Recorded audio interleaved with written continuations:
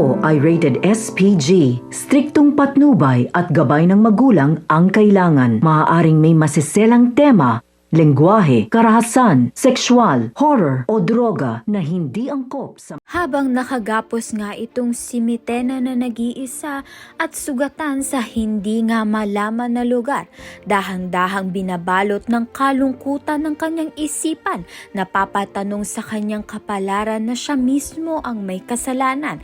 Tila nababalot na nga itong si Mitena ng kanyang panghihinayang at naiisip ang kanyang kapatid na si Cassiopeia. Samantalang si Hara Alena kasama ang kanyang mga tapat na alagad ay patuloy sa kanilang paglalakbay upang hanapin at wasakin na si Hagorn. Buo ang kanyang panata na hindi na muling hayaang malugmok ang Encantadia sa kasamaan.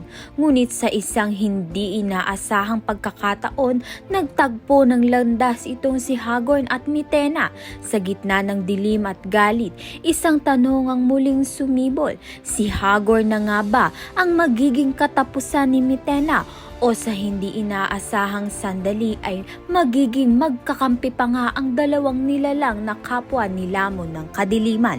Kaya naman nga't yan at iba pa ang dapat nating pakaabangan. Maraming salamat sa iyong panonood.